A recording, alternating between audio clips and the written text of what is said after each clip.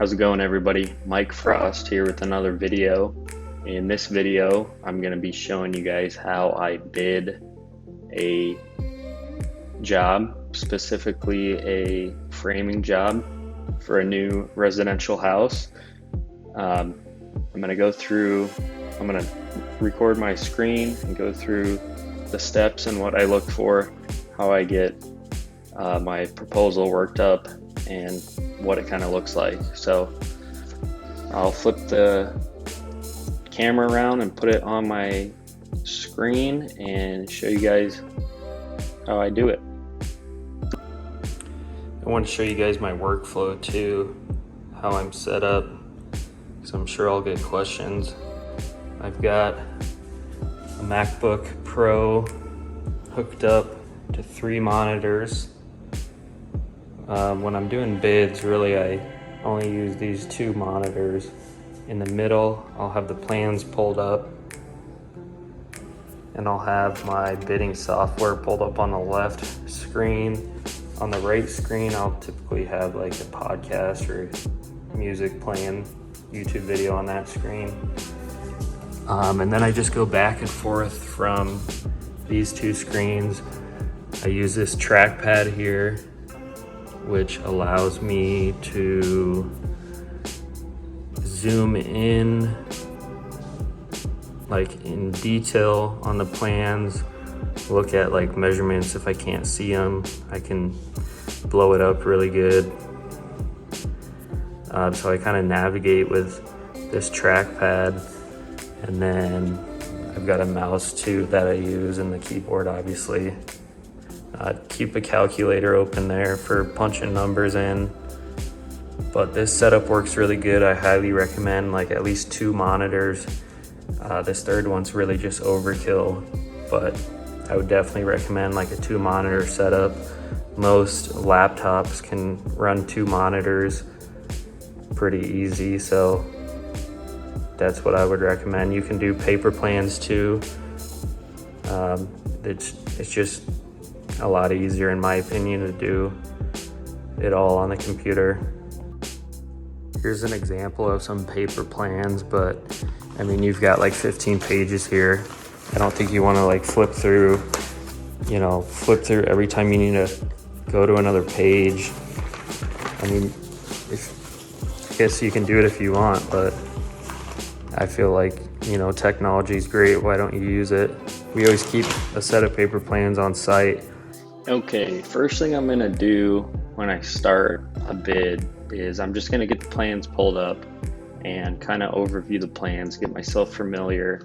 This set of plans we're gonna look at is pretty basic house. There's nothing too crazy out of the ordinary. You can get paper plans printed off, or you can do it on the computer. I just find it a lot easier to do it on the computer because I can, like I showed you earlier, I can zoom in if there's details that I need to look at. So I just prefer to do it all on the computer. I can look back and forth between multiple screens, and the workflow is just a lot better in my opinion. But I've got these plans pulled up here. I actually already sent the bid out for this job, but I'm gonna walk you guys through how I got everything how I got my numbers and everything. So this company that draws these plans here in town, they do a great job. Pretty much always have like a 2D colored rendering at the front, on the front of the plans. Some of their plans come with a 3D model that is on like a Dropbox link that you can like rotate the house and look at 3D of it if there's certain areas that you're unsure on, which is pretty cool, but most of them don't do that. Right off the bat, you're gonna have your square footages right up here. So it's gonna be really important. What I'm gonna do is I'm gonna bring my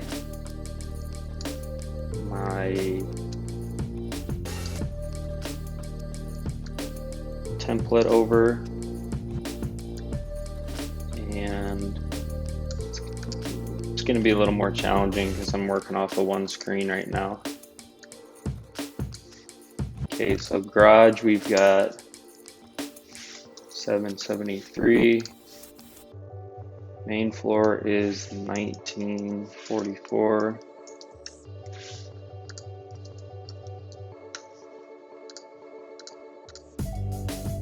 Basement walkout walls. There's no walkout walls on this job. It's all poured foundation, so we don't have to account for that. Basement's unfinished, so we don't have to account for that. And porch and patio, deck overhang.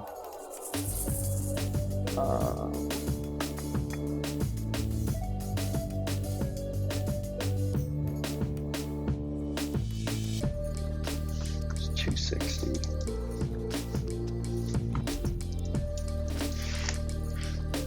Okay.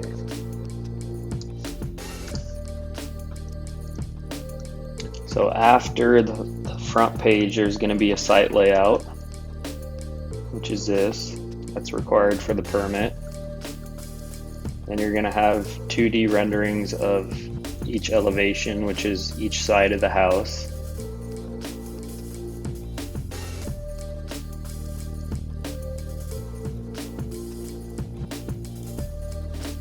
Here's some more of 3D views of the different elevations. So when I was referring to basement walkout walls, so this is all poured concrete foundation. Some houses, if it's a walkout basement, they're not going to have a foundation on part of it, which requires more framing. So we charge by the linear foot for that, but that's not applicable on this job here. Okay, so basement is unfinished, but you're still going to have a decent amount of work in the basement. You've got to put this wall in here, this wall in, this wall, and around the stairs, because you need to have walls for your floor trusses to sit on. There's going to be a footing under here, a footing under here, footing under here that the floor trusses are going to sit on.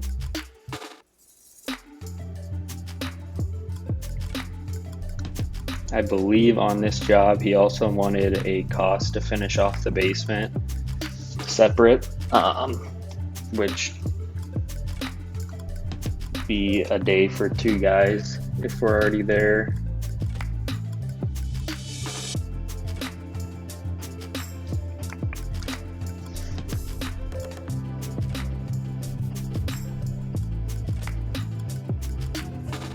Okay, so now you have the main floor. What I'll do is I'll just go through here and look and see if there's anything specific that is kind of out of the ordinary. So looks like you have a tray ceiling in this bedroom. So that's a little bit different. Most houses are doing that nowadays, but it's all roof trusses, so it's not really any extra work. If it was a stick cut roof, it would be a little more work because you'd have to set LVLs in here before you put the ceiling joists in. Couple call outs for different wall sizes. I'm assuming that's just for bearing for the trusses to sit on. Not a big deal really as far as the framing aspect.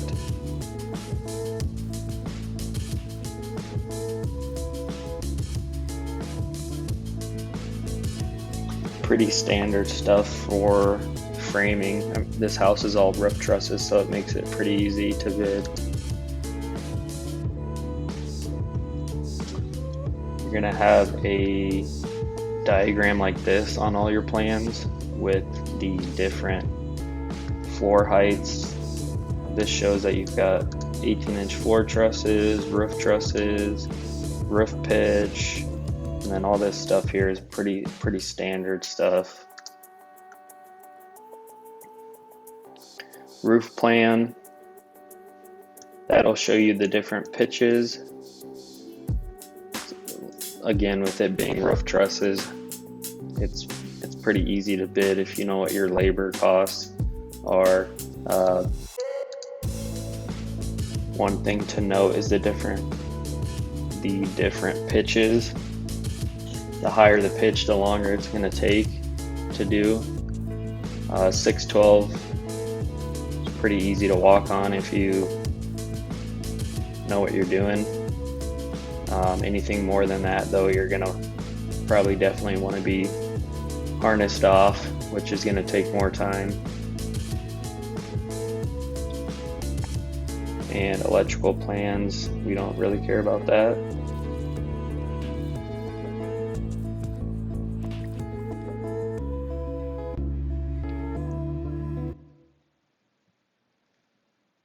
Okay, so I'm going to pull my template back over for my bid.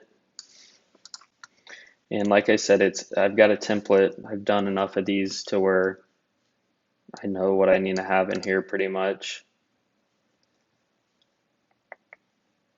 I always just go through and double check on each one though, in case there's something a little bit different about the house that I need to include in there. No steel beams in this house, so that's something that'll save us time on the building. If there's steel, I add in a little bit of cost for that just because it adds a little bit of time to put the steel beams in. So I've got frame load-bearing walls. Pretty much some standard lingo here for main floor framing.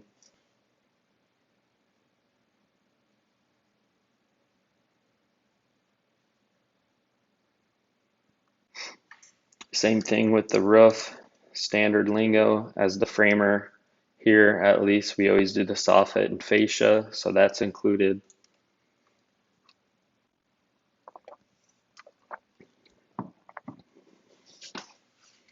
Okay, so this section over here where I typed in all those square foot measurements, that's a notes section. That's internal notes only, so the homeowner is not going to be, homeowner, the customer, the builder, whoever I'm sending the proposal to is not going to be able to see that. That is normally where I punch in all my numbers and then I add it all up and put it into the cost here. But I'm not going to do that on this video. I'm going to do it on paper here because I don't want to give you guys my actual per square foot numbers because it's totally going to depend on where you live.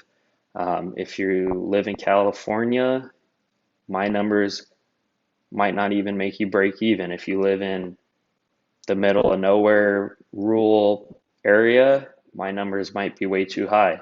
So you're really going to have to figure out what your labor costs are yourself and go from there. So I've got all these square foot numbers. On a house like this, that's just all trusses, is pretty easy. There's nothing really out of the ordinary on this house that would cause me to bump up my numbers at all. Let me double check again. Yeah, I mean this is a ranch, flat lot, not a walkout. This is like a dream house for us to frame. Super easy. A little bit higher of a roof, but as far as pitch, 612 is, like I said earlier, not very nerve-wracking to walk on if you've done it before, but very low to the ground, you know, compared to a two-story walkout that you're basically 40, 50 feet up in the air on the backside of the house. This would be a pretty cake one for us to do. So I'm not really going to change numbers as far as adding additional. Probably like 10 days to do it. 2 weeks. Okay, so then I'm gonna get the calculator out and type in these numbers here. So garage, I always figure in the garage. Some people say you shouldn't charge for that square foot, but it's still, you're still putting up walls, you're still putting up a roof over it and everything. I charge a little bit less for garages compared to finished space, but in my opinion, you still need to charge for the garage.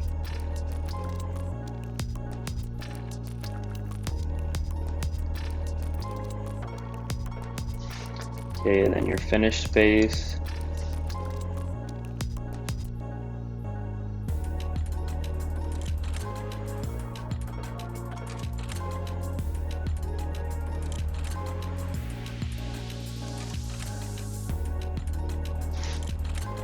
Nothing for the basement, other than those load-bearing walls, but that's kind of figured into the main floor cost. Porch and deck overhangs, which I'll show you what that is. That's going to be just your front porch area here, which doesn't look like there's a back porch overhang, so I need to adjust that square footage number that was here. So what I'll do on that is I'll take the calculator. Here's your front porch,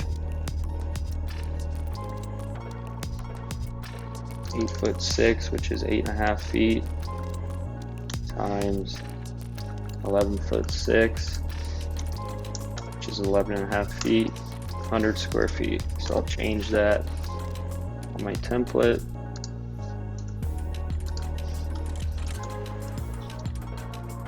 And punch that into the calculator.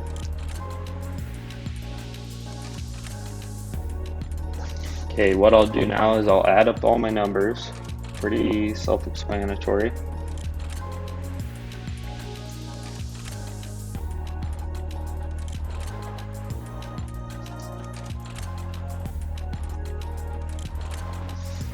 Okay. Next thing is the windows. Windows, I'm gonna go through and just count how many windows there are. Let's see, we've got 1, 2, 3.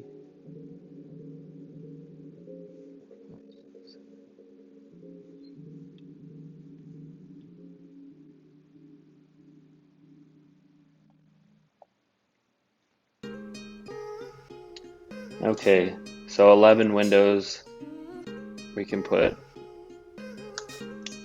those in one day, so I'm gonna charge $1,500 for that. That's labor only.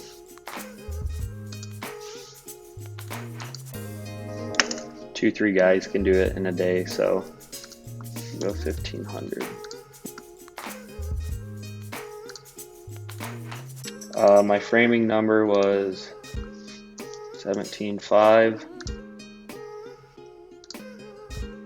Fasteners, a house this size,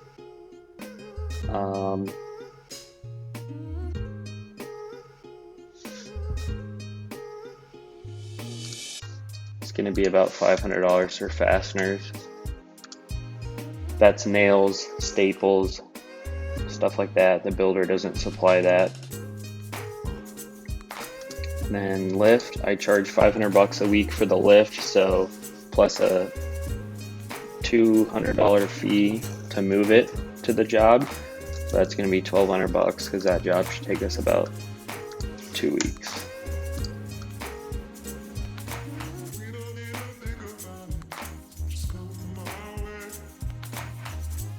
I'll go through, double check everything real quick.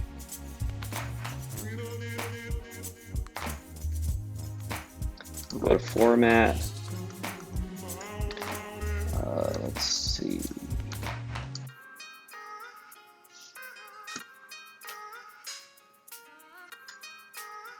Okay, I do not break out.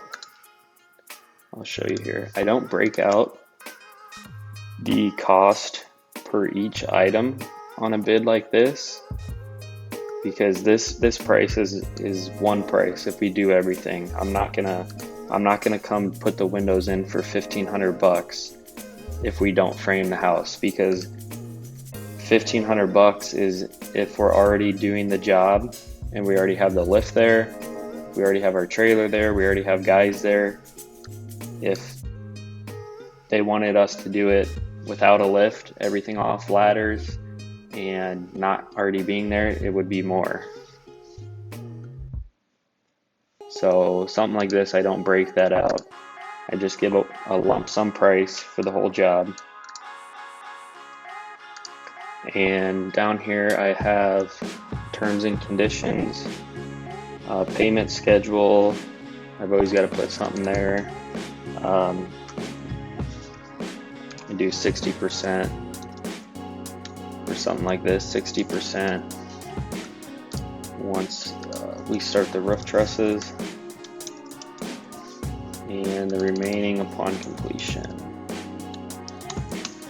which would be 40%. I always double check that math there as well.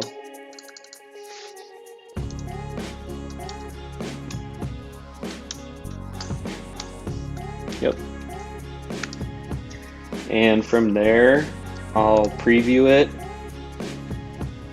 I always put in that this proposal was based off the plans on this date, because the plans can change. And just a little note in there. Pause the video right now if you want, if you're trying to figure out what to put in your proposals. Hopefully that might help you guys a little bit, but that's about it, and I'll release the proposal from there. I'm not going to on this because I've already sent it out, and make sure the customer, the builder got it. Follow up with them in a day or two, and keep following up with them if I don't hear a yes or no from them. But that does it for a framing bid. Something like this, a job like this, is really easy to bid out once you've done it a few times. I mean, I think I whipped that one up in 15 minutes when I actually sat down and sent it out. There's other houses that are going to take me 2 hours to bid because they're a lot more intricate, or 4 hours, it really depends. But once you get the hang of it and have a template and start using that for each job, you're going to go a lot faster every time. But yeah, let me know if you guys got any questions or if there's any way I can help, and appreciate you watching the video. Thanks.